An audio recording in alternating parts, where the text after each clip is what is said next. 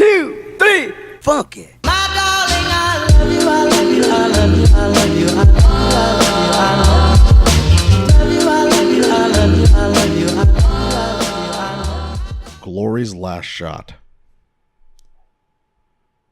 100th rendition. The year's last major.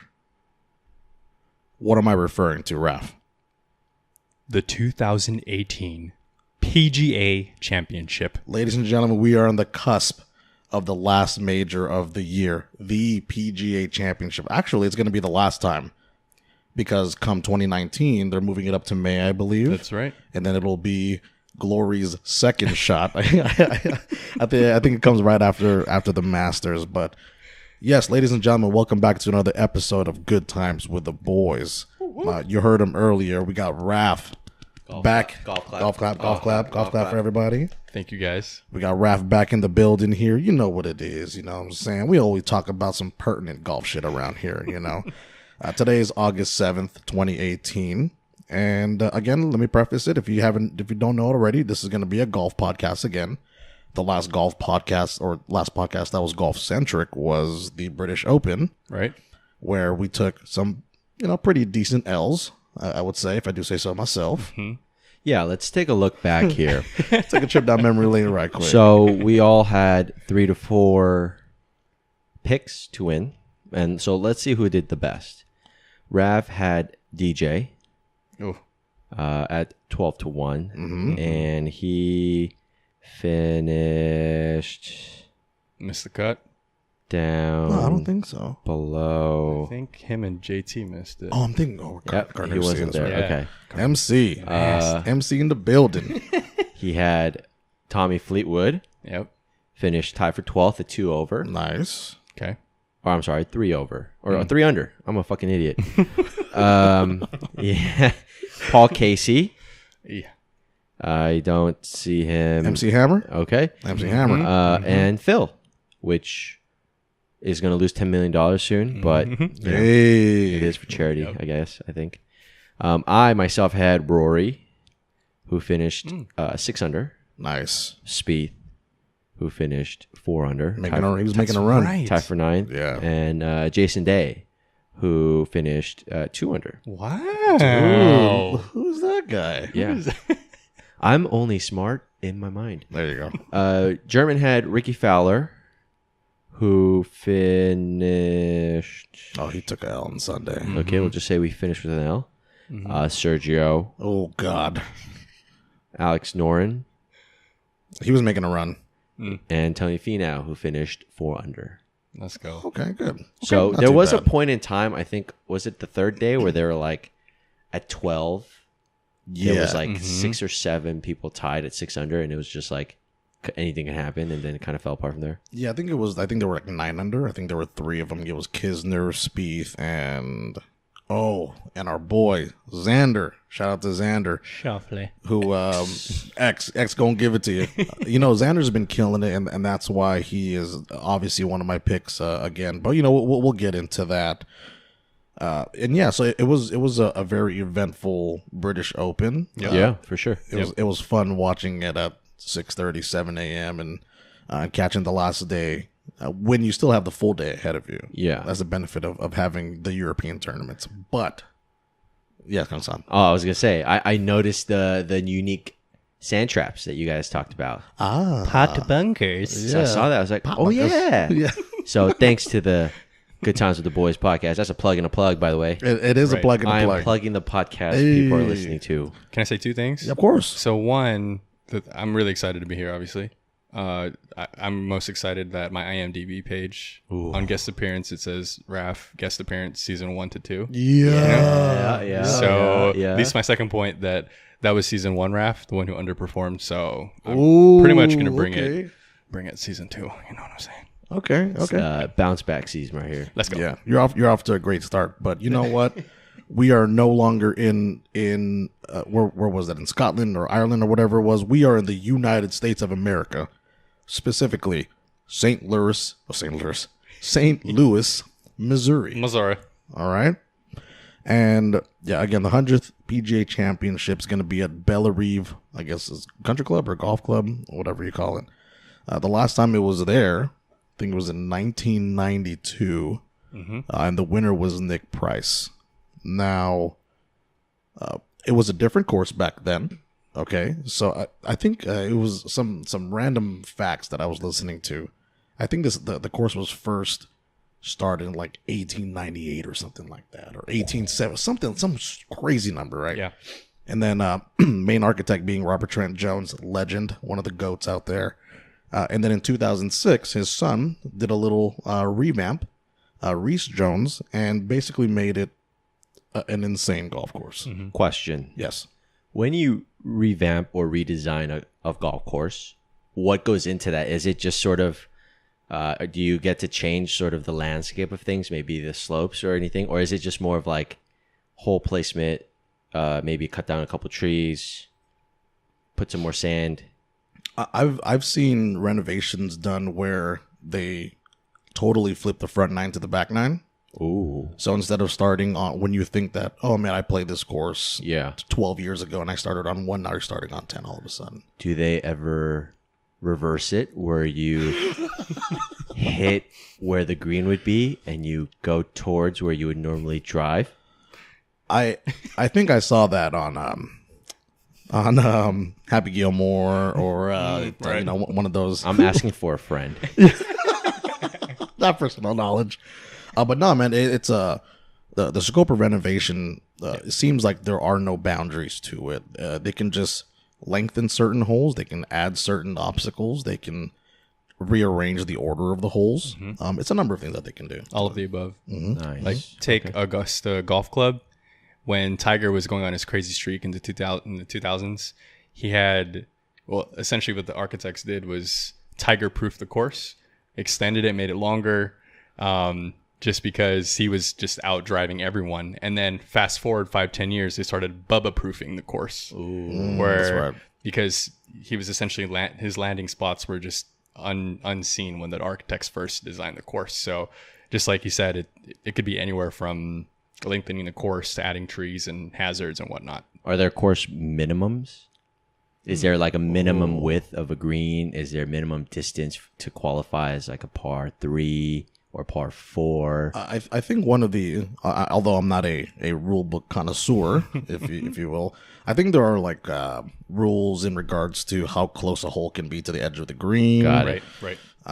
But to be honest, aside from that, it really is up to whoever's running it. I think I mentioned at the British Open one, the RNA runs the European tournaments, the USGA runs the tournaments here. Yeah. And I think the PGA themselves run this tournament, so it's not going to be necessarily, because a lot of the USGA people like to fuck around with the players, and they say, you know what, we don't like these players scoring. I alluded to, if all these players are dropping 50 pieces, 60 pieces, I'm going to raise the rim to like 15 feet. Let's see how many points you're going to score, kind of thing. Right. It's not conducive to a good score. But yeah, I'm not quite sure if there's any other ones aside from that. I mean, they can make it as hard as they want. They can make it as easy as they want. Got it. Yeah. But yeah, so a little more background on Bellerive. Again, it's a long golf course, just as any other dope tournament should be. Yep. I think it's like 73 to 7,400 yards. But the distance itself isn't what really gets it for me. It's a par 70, which means it's just you have one less stroke to better your score, depending on whatever hole it is. I think Kangsan, how many par 4s over X amount of yards? I believe the answer is 6. 6 par 4s. 6 par 4s over 450. And so, I mean, only the real golf or more seasoned golfers will understand how difficult a hole can be, especially being that long. Now imagine throwing a few bunkers in there. Kangsan, how many holes have water on there? There are 11 holes. 11 holes of water water. hazard. Wow.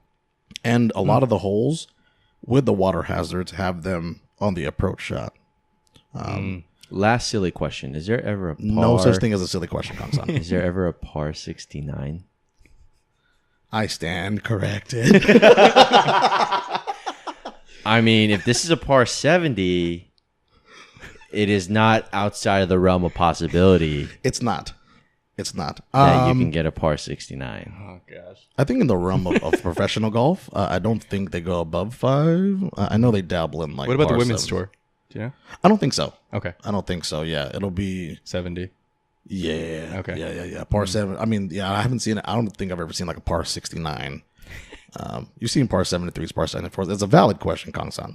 It's a very Just valid. curious. I mean, they keep cutting the par by 1. You know, we're right at the doorstep. There we go. Before I go on with the Bellerive background, Raph had mentioned it. He did bring up Tiger. Okay. And what we're going to do is we're going to expound a little more on Tiger. And I feel like the more I say Tiger, the more I'm going to bring it up and not forget like I did last time. And to be honest, I'm not even going to bestow it onto you guys. I believe that's all my fault. And my bad, dude. As the host, it's your responsibility to bring up the production value of this podcast. Yeah, I dropped the ball on that. So shout out to Raph for bringing that up. But, After the fact. Yeah, Tiger. We will talk about Tiger. Tiger will be up. And again, par 70, 4 par 3s, 2 par 5s. So less chance to score on those par 5s. I was just looking at the overview. Number 4 is like a 520-yard par 4 or something like that. That's just ridiculous. Mm-hmm. Okay, ridiculous. And to anyone who's playing it, narrow fairways, very long rough. I mean, that's just a recipe for any type of disaster. However, they do have very big greens here at Bellerive, so I think a big point of emphasis will be lag putting. As long as you just get on the green, you'll be okay. However, you have to hit the green first, and if you're in 4 inches of rough, it's going to be difficult to do that.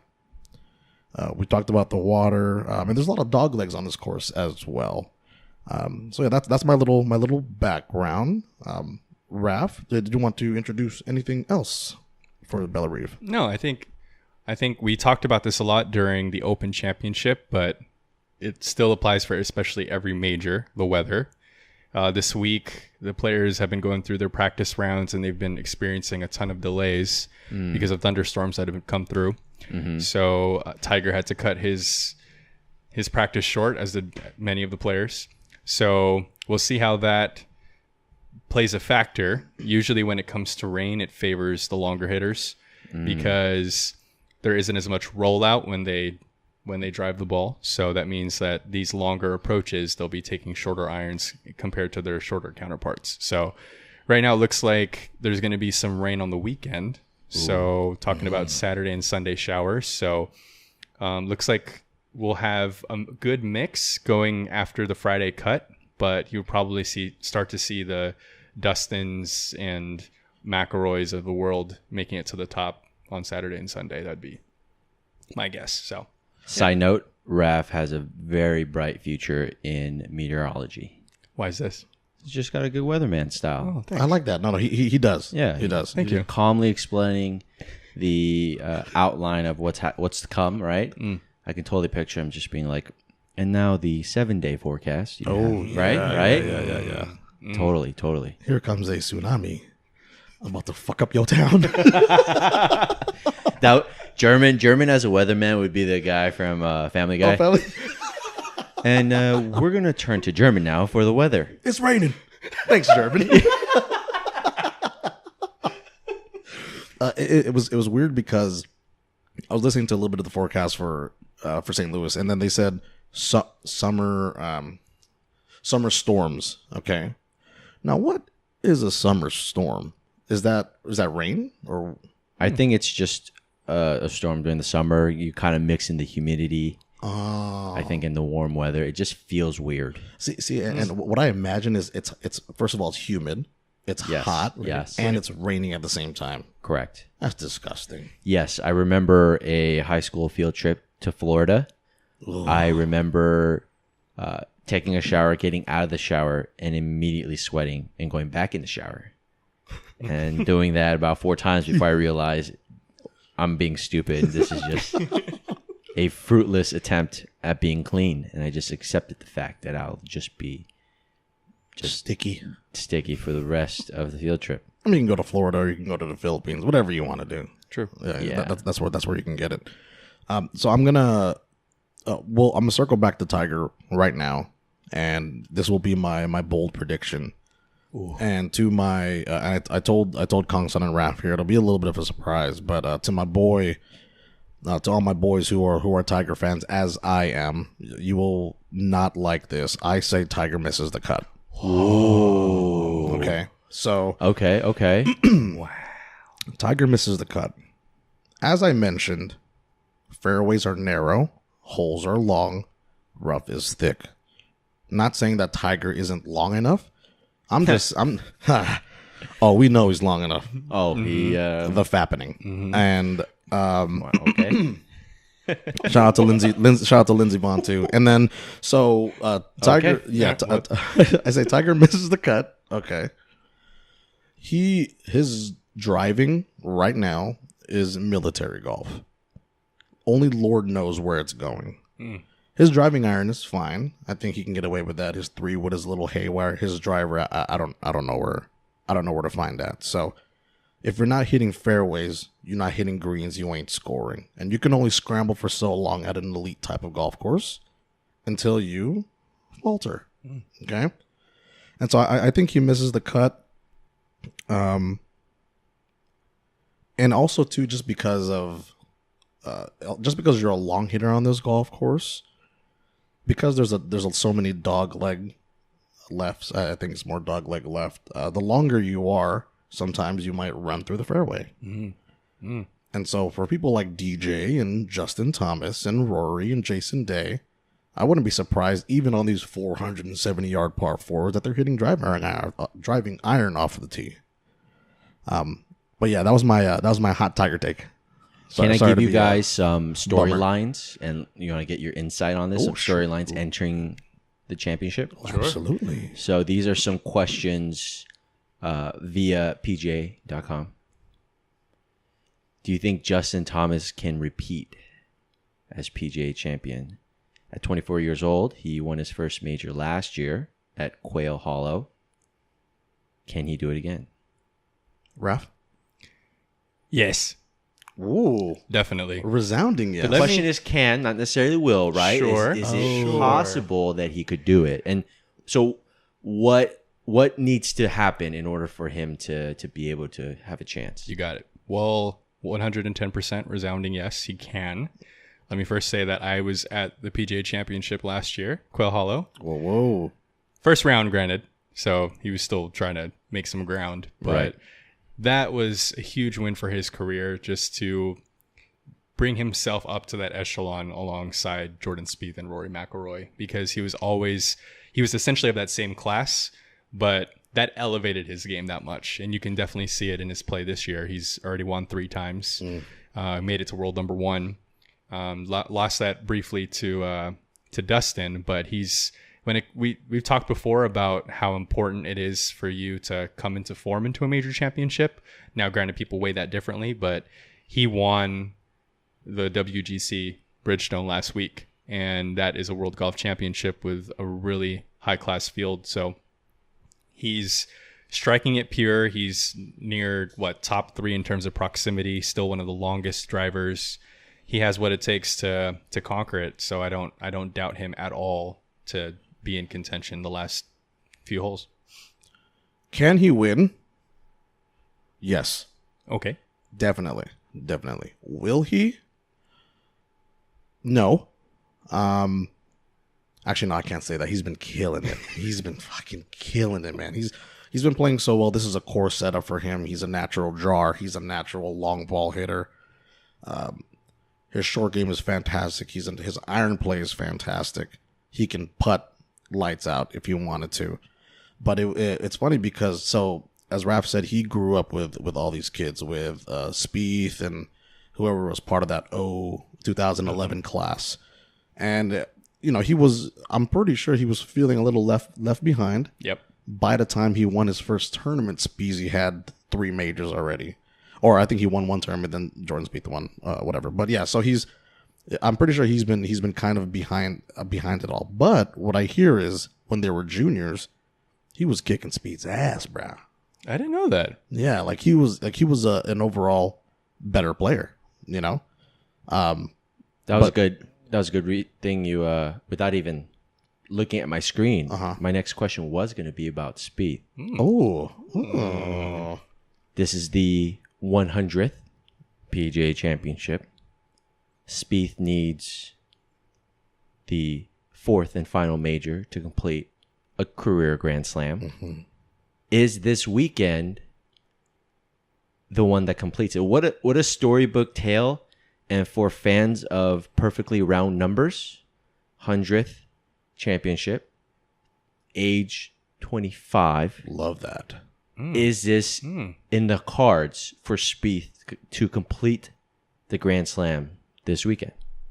G, lead the way. It all almost kind of seems surreal, right? It's all coming not as if it's coming to a culmination, but they were saying this with Phil when because he has yet to complete it all because he needs a U.S. Open. Like how hard is it to complete the Grand Slam? I think it's if you compartmentalize it, it's not because it's just like any other tournament, Right. It's not like you have to do it within a year or anything. It's just you just have to win in each course. Unless your name is Tiger Woods, and you do them all four in a row. But yeah, it's not that difficult. Well, sorry, it's super difficult to do it. But I think like the added pressure of it, I don't think it does anything for the players, to be honest. So for instance, for Phil, right, he has yet to complete it, although he's been ready to do it for the last 6, 7, 8 years or whatever. I don't think it's on his mind every time he goes to the U.S. Open, and he's thinking, oh man, I need this to win the Grand Slam. He's just thinking it's a fucking U.S. Open, and they need to win this thing. I don't think and to be honest, I don't think they're putting much of a big emphasis on it now because I've been on Golf Channel and Golf Digest for like the last week, and they haven't been talking about it as much. Whereas if it's for anybody else, it's like, oh my God, he's one tournament away from the Grand Slam, yada, yada, yada. It's just that the talent is so big now that I wouldn't be surprised if several people in the next 20, 30 years would have Grand Slams sooner rather than you think they would. You know how in a lot of other major pro sports, football, basketball, baseball, players are getting bigger, faster, stronger. How has this had an effect, if any, on golf? Are players getting better on the PGA Tour at an earlier age? Are you seeing drives go longer? Are you seeing, just overall better players earlier, or has it affected golf the same way as it has affected the other sports? Ralph. Yeah, no, for sure. Everyone really followed Tiger's lead. So this generation, this crop of golfers followed his regimen because he was really, during his time, the only one that was really honing in on his fitness. So he had a really, really strict schedule in terms of hitting golf balls and hitting the weights and going back to the gym. So these players started mirroring their training regimen after him. So everyone from Dustin and Justin, Rory, you've seen it across the board that it's a combination of both their preparation and also the equipment. So players are definitely hitting it longer. You have an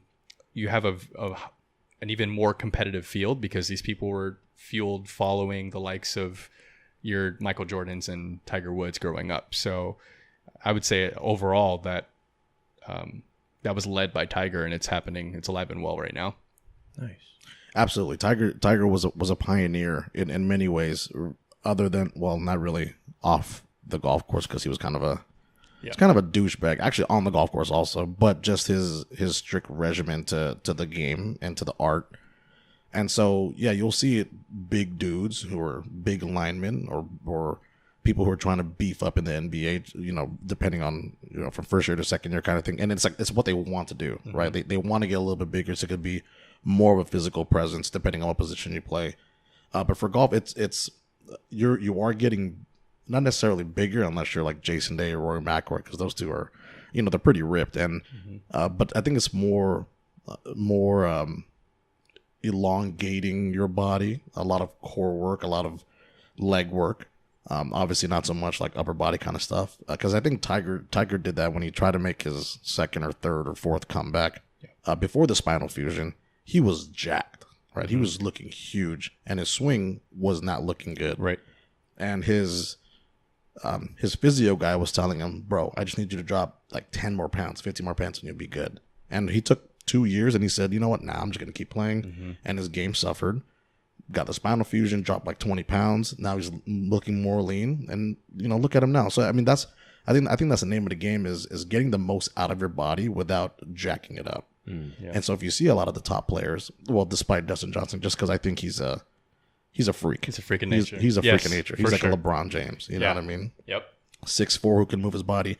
If you are a tall person, and you never worked out and you just worked a little bit on mechanics, you'll be a great golfer. I think. The shorter you are, you have you just have more things to worry about. I think you're a little more of a disadvantage. But yeah, Justin Thomas, skinny. Ricky, skinny. Spieth, slim, skinny. You don't really have to be big. There are less John Daly's now than there were back then too. So. Shout out to John Daly, though, man. Exactly. But yeah, so I think although Justin Thomas played very well last week, it's one thing to win a back-to-back tournament, right? Whether it be whatever. But now put on top of that, the next tournament you're trying to win is a major championship. And I think the last time that happened was, back when Phil won the British Open. He won the Scottish Open the day before or the week before that, and so he did that. But it's very obviously it's extremely difficult to win any 2 tournaments in a row, let alone another major. Well, someone won back-to-back majors, Brooksy. Oh, that's right. So, Okay, that happened this year. But yeah, I see what you mean. It was weird. I was looking at some of the odds, and he's up there. But so what I was looking at also was, because I'm putting such an emphasis on hitting the fairways and hitting the greens. It's a ball striker's course kind of thing, and you can kind of get away from the greens. And for someone who's won such illustrious tournaments, Brooks Koepka's strokes gained tee to green is not good at all. Really? Right? And that's what tripped me out, because I was like, I'm gonna base off people I choose off of that. And I was looking for Brooks, and I was like, damn, son, where's the dude at? We're still going. You know what I'm saying? But I mean, obviously, I'm going to choose him anyway. Sure. Speaking of Brooks, him, Dustin, Patrick Reed, what do they have in common? Brooks, Dustin, and Patrick Reed. Yes. They all have majors. Yeah. They've already clinched 3 of the automatic Ryder Cup. 8 bids for the Ryder Cup. Ooh. Tiger jumped to number 20 in the rankings. Who do you think is kind of going to round out the rest of the team? It's Jim Furyk is the captain, I think. No? Mm-hmm. I think so, yeah. So, for perspective, Justin Thomas is number 3. Bubba, Spieth, Ricky, Webb Simpson are 5 through 8. Can't believe Webb Simpson's on the fucking team, dude. DeChambeau, Phil Mickelson are within 200 points of Simpson in the number 8 spot, followed by Xander, Kuchar, Finau, and Kyle Stanley. Bryson DeChambeau. You think he's going to do it? Bryson DeChambeau. So Bryson DeChambeau. He has probably the best last name of any professional golfer. That's pretty cool. That is sort of like a very classy wine, right? Have you had the DeChambeau 96? Yeah. Right? I recommend it, right? It's just a dope name. No, I like his name. What I don't like is he's been catching a lot of heat in the last couple weeks. So not last week, but maybe the week prior to that, he played in another European tournament the week after the British Open. I think he was playing in the last group with the winner, and I tell myself as a man of principle, okay, right, especially things that I do. Things I put a lot of care into the things that I do, especially golf. Right, golf is a gentleman's sport, And this podcast. This is a gentleman's There are gentlemen on this podcast. Yes, it is a podcast that involves gentlemen. There I you don't go. know if it's a gentleman's podcast.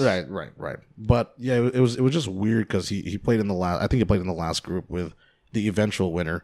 I don't even know his name is George whatever. But he kind of gave, when you finish a tournament, you take your hat off, you shake each other's hand, maybe you exchange pleasantries. Bro, good round, you killed it. Congratulations. Your wife is hot, whatever, right? Whoa. Whatever it may be. Sure. I don't know what they're talking about. I don't know what they're talking about. Yeah, gentlemen, right? They're just gentlemen. But dude, straight up, DeChambeau straight up just went up to him, kind of gave him like a little slide hand, and just like walked away. Oh, he gave him the fish handshake. I don't even think he shook his hand the like fucking that. loose fish handshake. Yeah. I hate that. If It was that. quick. Yep. Right, it was quick, and it was weird because I was like, man, that's a. But then again, you know, DeChambeau. I know some people that know him personally, and they always said that growing up, because he grew up in NorCal. Growing up, he's always been kind of weird. He's been always that kind of like that weird guy, that very analytical guy, which he is. But you know what though? He's that fire in him. That's what you need at the Ryder Cup. Mm-hmm. You need your Ian Poulter on the European side, who's gonna fire up the people, or who's just gonna be so weird that it's just like, dude, this guy's in his own mind right now. But I know he's out here to kill. Bring a tank top. Bring a tank top. Yeah. If I'm in the Ryder Cup, I'm doing basketball shorts, Nike slides, and a tank top. Fire. I'm being like, what's up? I'm ready. Let's Yeah. do it. You know who he's going to be paired with, right? For the Ryder Cup? DeChambeau? Yeah.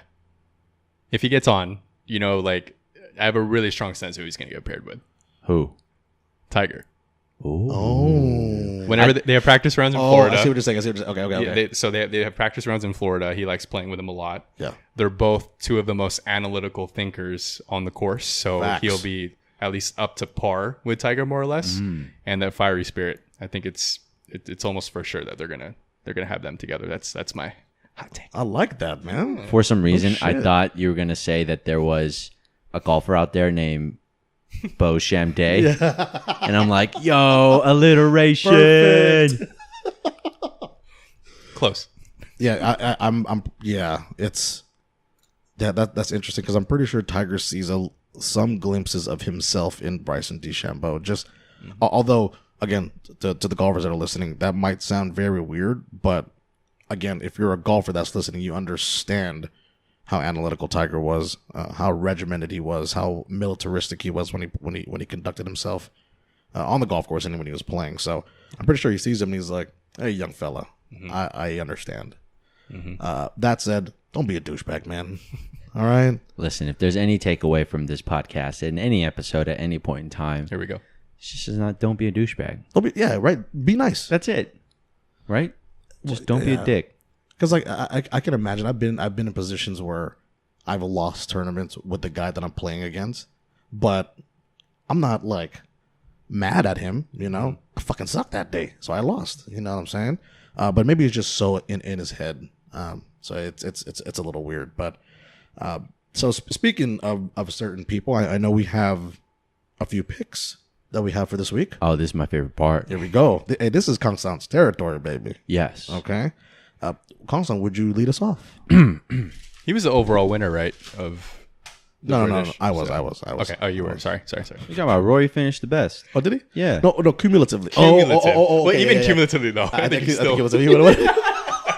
Guys. Dude, pretty swing boy Kangsan. All right. So the last odds, or the last time we did this, I just picked based off the names I know. So this time I came even more prepared. Oh God, he might. Here fucking win I this have thing, man. on a sheet of paper some stats that we've already went over. Here are some facts about the Bellerive Country Club. Of all the tournaments that were hosted on that course, there has only been one American winner, Peter Jacobsen, 2004, the U.S. Senior Open. So, favors foreigners, perhaps. We discussed it's a long course, 6 par 4s that measure over 450 yards. Got to be able to drive the ball. Fact. Water hazards come into play in 11 holes. So I have 3 sort of well-known, or I will call them, categorize them, quote, winners, and 3, quote, dark horses.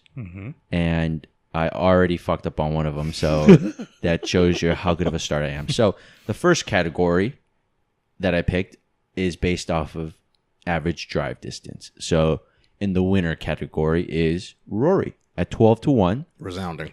He's tops overall in average drive distance, and in a long course, that'll at least give you the opportunity to always try to go for birdie par, right? Okay. Now, this next person in the dark horse category isn't necessarily a traditional dark horse by any sense. He seems to be a very popular pick. But I go with Tony Finau, 40-1. That's a dark horse odd. Exactly. Yeah. He's third in average drive distance. So go with Rory if you want the 12-1. Tony, sweet value at 40-1. Yeah, I like that 40-1. The next category, I thought, who haven't won yet? Who hasn't won this year? So in the winner category, I put in Tommy Fleetwood, 28-1. 14 events, 5 top 10s, including a second place finish. He is doing quite well in terms of top 10 to event ratio. He's been on fire a few tournaments from what I've seen. And as somebody who watches golf collectively, probably, I don't know, a day a year, he's really impressed me. Actually, one point is the PGA Championship is, of the 4 majors, the most likely for a first-time major champion to win. Oh. So that's a really good... Raf, great segue. Great. My dark horse. There we go. This guy, I did not know was a golfer. He sounds like the cashier at an IKEA. Brian Harmon, 100-1. 21 events, 8 top 10s, and a third place finish. Listen, at 100-1, who the fuck knows? Exactly. Right? Like Kevin Malone said in The Office, if anyone gives you a 10,000-1 odd, which that kind of seems like that, you fucking take it. And also, Harmon, great name for probably like a shelf or something. I don't know. Yeah. Here's where I fucked up. The next category I was looking for people who can convert par 4s into birdies. A lot of par 4s, got a lot of distance. You got to be able to knock down the bucket when you're wide open. I picked Justin Rose. Okay, look. So Kangsan was telling me this earlier. Okay, Justin Rose is still a fantastic pick. The only reason why, the biggest caveat, as I told Kangsan, was He's not playing? no. I think he's playing. He's Oh, playing. he is? He's gonna play. He's gonna play. Oh, okay. It's just that the onset of the back spasms from the World Golf Championship, and I think he withdrew from that. Is a little cause for concern. But That's cool, bro. Steroids. All right, so check this out. Hey, deer antler spray. Out of 508 par 4s he played, he converted 106 of them into birdies, 20.87%. Wow. Now, who's done it higher? At 25-1, converted 109 out of 517 par 4s. John Rahm, dark horse. So those are my 6 picks. Feel free to put in $1 each, and you will probably win $100 because Brian Harmon's going to win. Here we go. Brian Harmon. I genuinely had no idea who that was or that he was a golfer, and I was like maybe 5% certain that one of you guys would be like, that's not a golfer. It's like, that guy's a caddy, bro. Raph, you want to go or you want me to go? I'll let you go. Okay, right on. Okay. okay. Well, shit. Do you have the odds? You want me to pull them up? I don't have the odds. Got you. I know a few. I know a couple of them actually. Got it. So first top winner, and I shouldn't even be choosing this because it's you can either go either way, or actually 3 ways. I picked Rory as my first top winner. 12-1. 12-1. First top dark horse, I put Patrick Cantlay. 50-1. And I think he's been, it's weird, dude. Like during this year, there's just so many players who are playing well.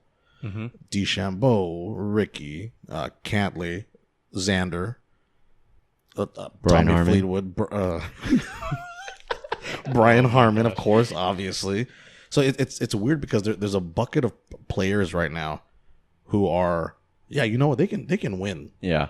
And of all places, the PGA Championship is the most wide open for winners, just because, and also too, I would be remiss if I didn't mention this. The PGA Championship is the tournament for the organization. The main reasons why we play golf. So, shout out to the PGA. They bring out house professionals. Oh, why did I say that? Head professionals. There you go. Oh, I was like, There we go. head professionals. Sure, Cool. cool. They cook, they clean. I'll go with it. Yeah, head professionals from an array of country clubs and golf courses to play with the pros. Some of them are good, some of them are bad, and I think they give like the awards or trophies to like the low head pro kind of thing. So I'm glad they're doing that. But yeah, so that's my first dark horse. My second top pick to win is Henrik Stenson. Ooh. I have 50-1. I have a great feeling about this at 50-1. if he can stay healthy, please Jesus Christ, stay healthy. But he's one of the best tee to green players, and I don't know how many times I have to say that on this podcast, but I think it's a big deal with the greens, and I think they're on bent grass. I think all the golf courses are on bent grass this week. So I think once he gets on the green, although he is not a fantastic putter, I think he's decent at lag putting, but he's one of the best ball strikers right now. And if he stays healthy, and for a dude that hits 3-wood further than 80% of the people on the PGA Tour right now, that just pairs with an additional amount of accuracy with the distance. So I think if he can get on the green and just get away, and also too, I don't think scores are going to be very high. Although the last time it was played on here, it wasn't renovated. I think the last winner was like 6 under or something like that. But I don't think it's going to be, some Quail Hollow score of 20 under, or the Ocean Club at 20, whatever it was, 17 under. It's not going to be high. So as long as you survive, I think you'll be okay. My second top dark horse pick is Bryson DeChambeau. I like what he's doing. I think he's a man of habit.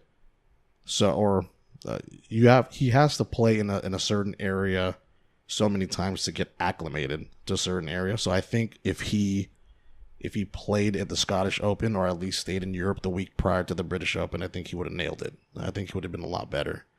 He would have adapted better to it. So, and he's very analytical. I love that. He's 80-1. 80-1. Yeah. Whew. Damn, I should probably take that. Yeah. And then my third top to win, Brooks Koepka. Ooh, 20-1. You know what? I am all on the Brooks train, bro. I don't care what tournament it is. I am on the Brooks train. Obviously, he's deep. He can putt, although apparently his tee to green isn't that great. But I like Brooks. I think there isn't else much to be said for that. And lastly, my third dark horse is Bubba. Oh, Okay. Okay. I'm not the biggest fan of Bubba. However, as I mentioned earlier, there are a lot of dogleg lefts on this golf course. Bubba loves to sling the golf ball. He hates straight golf courses. That's why he's won at the Masters twice. There are a lot of holes on here that are kind of master-esque, where primarily for a right-handed hitter, you have to hit a draw. For a left-handed hitter, you have to hit a cut. So Phil, Brian Harmon, as Kangsan mentioned, and Bubba. The winner. What? What'd you say? Sorry. I think they're going to fare pretty well. Again, Bubba loves working it right to left, and this course is going to suit his eye very well. 50-1. 50-1. That one I'm definitely probably going to take. So yeah, those are my picks. Nice. What you got, Ralph? Well, when it comes to the game of golf, my friends, I consider myself more of a field player as opposed to a technical player. So a lot of these picks are based more on feel than you guys. You guys brought the heat, so Do it. I'm going to do it my way. First favorite, I'm going to counter what G said earlier about Justin Thomas. I have Justin Thomas as one of my favorites. 14-1. He's the defending champ from last year. He won the WGC last week. I think if anyone's capable of doing it, I would say that he'll buck that trend this week. I don't know if he can necessarily run away with it, but I definitely say at least a T5 for him. So I have him as a favorite to win this week. First dark horse, Here we go. Louis Oosthuizen. Ooh. Would be mine. Love it. He I was- love it, dude. Yeah. Very smooth enunciation of his name. Thank you. Thank you. 80-1. Yeah. Yeah. He's T2 last year at Quail Hollow. And the thing is with Louis is that he's always going to hover around the second page of the leaderboard before making a move. And I think when the weather starts to kick in on the weekend, he'll find a way to get up there. He doesn't score a bunch of birdies in bunches, but he tracks really well. So One of the best swings on the tour. oh yes, After me. correct. Fact. Correct. Next favorite, I'm gonna go 1 and 2, but I'm gonna go with Dustin. 8-1, the favorite. The heavy favorite. I totally screwed up on this last time when it came to the British Open, but I think he's coming into even better form than he did going into that tournament. He had a backdoor top 3 finish with a Bridgestone last week. He won at RBC Heritage, which is honestly like a C+ field because the only reason why he played it is because of his sponsorship. Of course. But he was still playing really well. I'll pick him to come in as a favorite. My next dark horse pick is, I think, truly a bulldog. I got Kevin Kisner as my next dark horse. I have no idea who that is. It's one of those things where he's you always find him in it, but he just can't seem to get over the hump on the weekend. Yeah. And be it the Players Championship a couple years back, the majors throughout the course of the last couple years, I think this could be the time that he comes over the top. We talked about how a wet course won't play to his favor. He's one of the shorter hitters, but granted, he's always in the top when it comes to ball striking. So I'll put Kevin Kisner as my next dark horse. Kisner at 100-1. Mm-hmm. Wow. Third favorite will be a former PGA champion. I got Jason Day. Ooh, love it. So he's got the length. The PGA, I think, of the majors, he's got 5 top 15s. So he fares really well in this tournament. I would think he would do better at, say, the Masters or U.S. Open because of the way that the course is set up. But the PGA just seems to play to his favor. So I think with putting a premium on short game and putting, I'll put Jason Day as my third favorite. 20-1. Already a 2-time winner this year. Correct. And lastly, I got to do it because fucking Tiger Woods. Big Cat, baby. Oh my god, I fucking do it. Hey. First of all, we went from not talking to him at all last pod, so I think it's important. So Of course. I was actually going to mention something not to his favor. On the side, there was a recent article, I think it was Rod from Golf Channel, said that his swing speed over the course of the season is actually slowing down, and they think it's probably because of fatigue.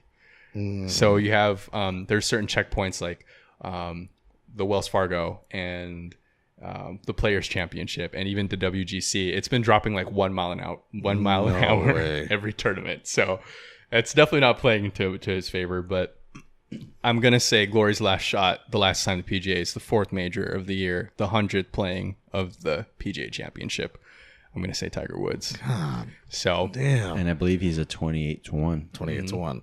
Yeah, you know what? It was weird because he came out, all pun intended, came out swinging. Yeah. Right out the gates, dude. 122, 123. Like these numbers, bro. Like these swing speeds were. He was swinging it faster than Dustin Johnson, the dude who hits it the furthest. Well, I guess him and Rory, like right out the gate. Got me contemplating. Damn, maybe I should get some spinal fusion on my back. You know what I mean? How far can I hit it, right? But yeah, so I think what's happening was, so he gets a little self-conscious about his wayward driving, and maybe he's a little more cautious of it. And, the popular nomenclature for golf is, look, man, just swing easy, you'll make better contact, right? And so maybe that's what he's doing. And so he's kind of overcompensating now. And even more now, he's straying the ball left and right. So what I'm trying to say is, Tiger, swing that shit, homie. You know what I'm saying? Swing that big stick, big cat. You know what I mean? But not to be honest, I don't know why I said Tiger's going to miss the cut. I needed to pick somebody.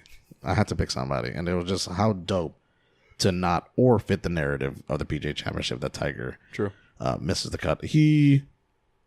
How did he do at the Bridgestone last week? Ooh.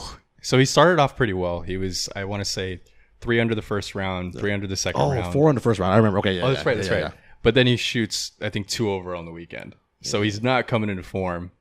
But he birdied the 72nd hole.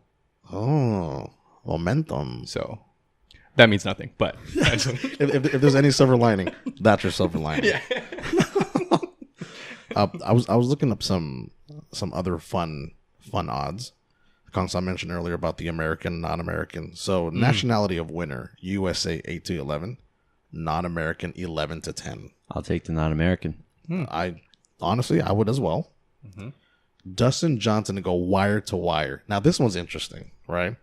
So he went wire to wire at the U.S. Open when he won, I think. Right, that's right. And so for those of you who don't know, wire to wire means from the end of the first day to the end of the 4th day, you are leading, and then ultimately you win, right? He has that at 100-1. That's not bad, right? Well, I mean, if you already think he's going to win, he's 8-1 there. Right. And then, so let's say you put on $100 for him to win 8-1. Mm-hmm. For 100-1, you just have to put in $1. Oh, that's interesting. And if he happens to win, you win the 800. And then you're putting in $101 and you have a chance to win 900. Right. So if I put in $100 Then you win. Yes. on this 100-1, There's a reason why it's 100-1. Well, we alluded to it earlier. I think it's going to be the toughest one because it's the biggest field of the 4 majors. So I think that one's going to be tough to get a wire-to-wire finish. Yeah. What's more likely at the same odds? Dustin Johnson wire to wire or Brian Harman just outright winning the damn thing? Jesus Christ. Dustin Johnson, wire to wire. Brian Harman, if you ever listen Sorry, to man. this, just know I've been your fan since day however long. This today. Yeah, and since Brian Harmon, today. we love you, dog. Hey, you're going to be on the podcast one day, all right? Top continental European, Rafa Cabrera Bello. I love that. Ooh. Dude is dope. Yeah. First round leader, Ricky Fowler, 35-1. I was interested by this. The first round leader is always someone who is like mid, not mid, but like isn't like the upper echelon of like super tiers, right? Yep. Not the Dustins, not the Justin Thomases, not the J Days. Yep. And so that's why, not the Speeds, maybe the Speeds, but that's why I wouldn't say Ricky Fowler. I'm looking at someone like Mark Leishman, a Kevin Kisner, a Louis Oosthuizen. But then again, as I'm naming these names, it's like there's a shit ton of names that I could, and it's not even to win, it's just for the first round. Right. But that's, Well, that guy pours on a lot of birdies. So for him to catch fire first round, like that's actually a pretty good one. right. Yeah. And there are these other weird like prop bets, like hole in ones, you know what I mean? And I wish I could. So I think at the beginning of the year, Vegas didn't catch on that people were betting on hole in ones, and it's very rare, as a lot of people, or maybe you don't know, but a lot of people know that it's very difficult to get a hole in one. And a lot of these bets were very much in favor of everyone betting it. And all of a sudden, it's been kind of going down because everyone's betting against it. You know what I mean? Like, what's the likeliness of having a hole in one? And here we go. Will Tiger Woods make the cut? Ooh. Yes, plus 110. No, minus 110. Well, we know Wait, where it's even odds, right? Or no? minus 110. It is practically even odds. Almost. Yeah. Okay. And then winner, Finau, 30-1. Yeah, I mean, so a lot of, and that's a cool thing about like the major championships is because everybody comes out.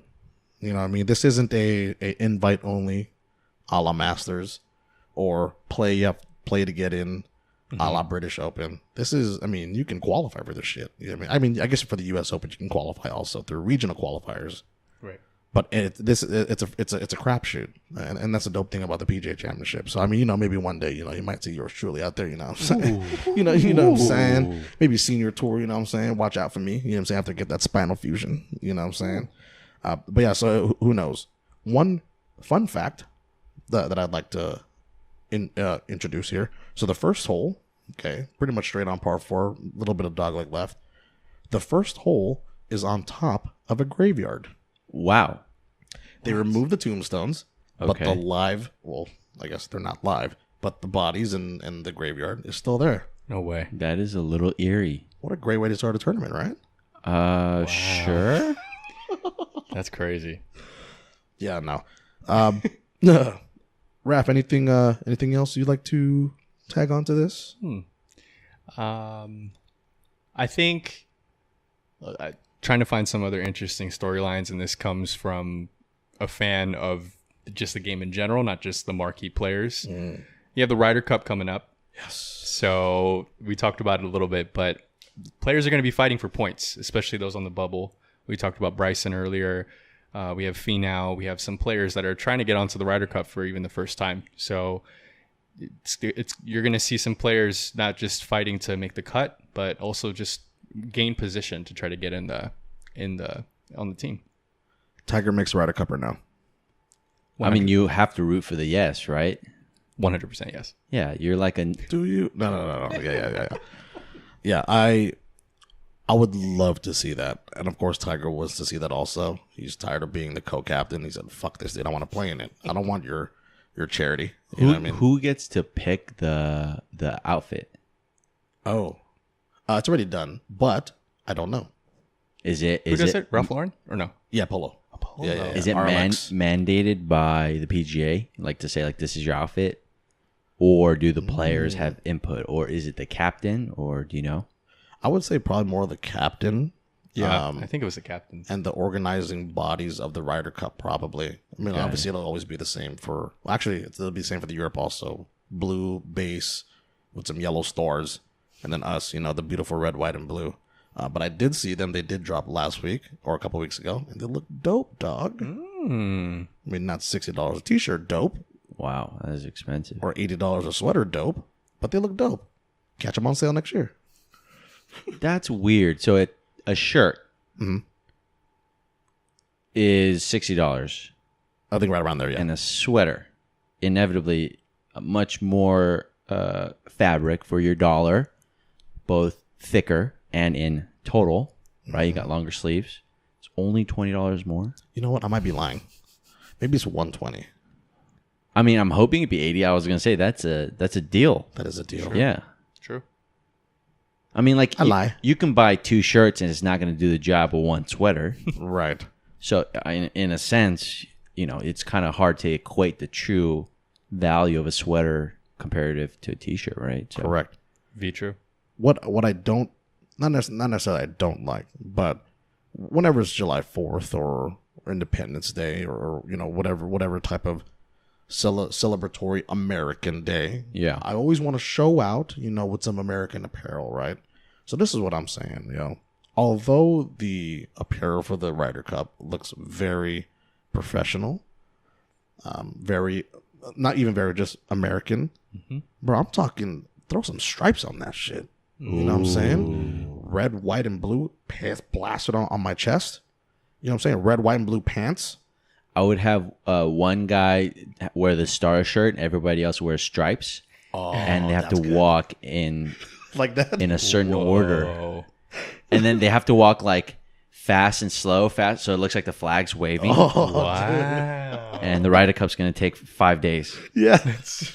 The intro to the Ryder Cup is just 5 days long. Final takeaways, guys, for this tournament. Any last words? 100th PGA Championship. I think, although I see these big names, it's probably going to be, I think this time, one of those mid names. Yeah. Fleetwoods, Harmons, I guess, if you will. I'm going to follow Brian Harmon on Instagram. There right you now. go. Finau, I love the Finau.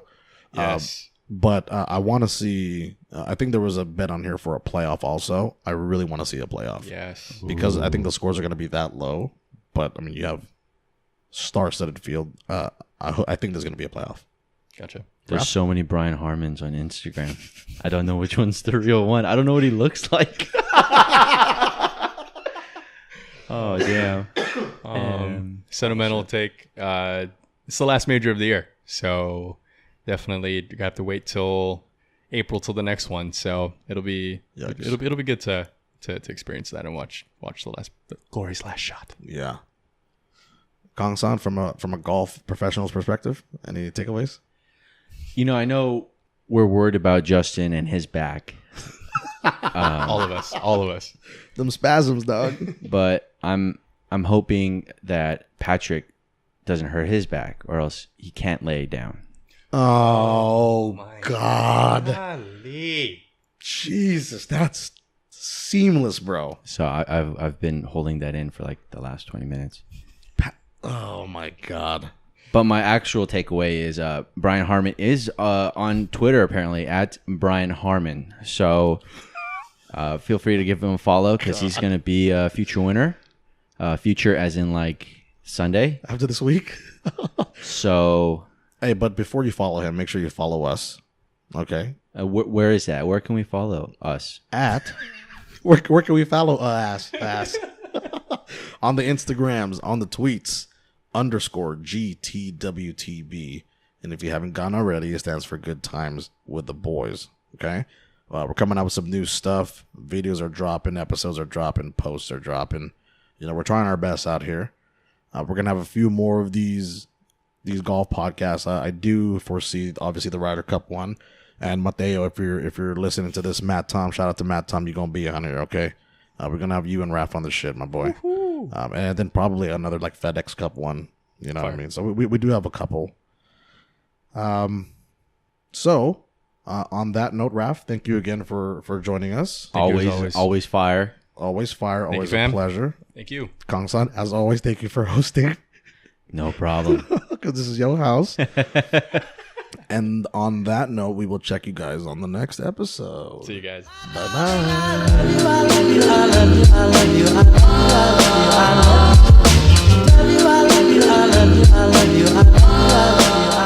Thank you so much for watching. Make sure you like and subscribe and check us out on Instagram and Twitter. Just every part of my life has changed ever since we embarked on this journey. And so I have you guys to thank for that. You're welcome. You're very welcome. I was telling that to the listeners. Oh. I'm just kidding. It's to you guys.